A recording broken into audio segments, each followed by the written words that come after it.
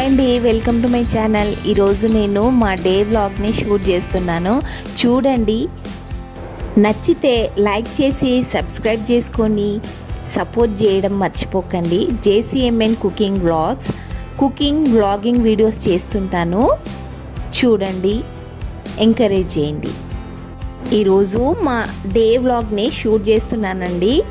మధ్యాహ్నం లంచ్ వచ్చిన తర్వాత, లంచ్ అయిపోయిన తర్వాత ఫ్రూట్స్, ఈవినింగ్ కోసము స్నాక్స్ కోసమని పచ్చి పల్లీలు, మొరంగడ్డ కడిగి ఉడకబెట్టుకోవడం కోసం రెడీ చేసుకుంటున్నాను.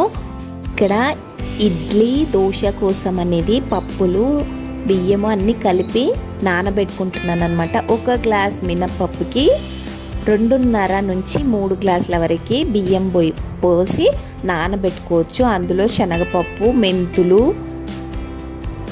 కొద్దిగా వేసుకోవాలి. కొద్దిగా అంటే 1 టీ స్పూను శనగపప్పు, 1/2 టీ స్పూన్ మెంతులు వేసుకుంటే సరిపోతుంది. 2 టైమ్స్ కడిగి బాగా 4 to 5 అవర్స్ అన్న నానేటట్లు చూసుకోవాలి.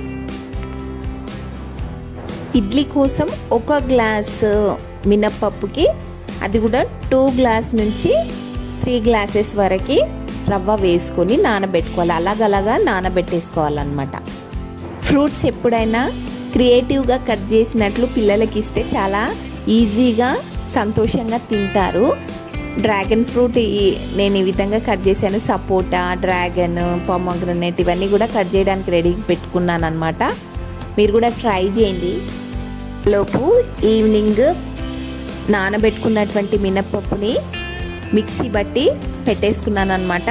ఎక్కువ వాటర్ పోసి పట్టొద్దు, కొంచెం థిక్ కన్సిస్టెన్సీ వచ్చేటట్లుగా చూసుకొని గ్రైండర్లో కానీ మిక్సీలో కానీ వేసుకొని పట్టి బౌల్లో పెట్టి నైట్ అంతా మూత పెట్టేసుకుంటే సరిపోతుంది. ఈవినింగ్ వచ్చేసి మేము వెజిటేబుల్స్ కోసమని మార్కెట్కి వెళ్ళామన్నమాట. వచ్చేసరికి నైట్ అయిపోయింది. ఆకలిగా అనిపిస్తే ఏదైనా స్నాక్స్ తినాలని చూసినప్పుడు అక్కడ ఒక స్ట్రీట్ బండి ఉండే అనమాట. అక్కడ ఫిష్ కానీ, లెగ్ పీసులు, చికెన్ పకోడీ ఇలాంటివి రెడీ చేస్తున్నారనమాట.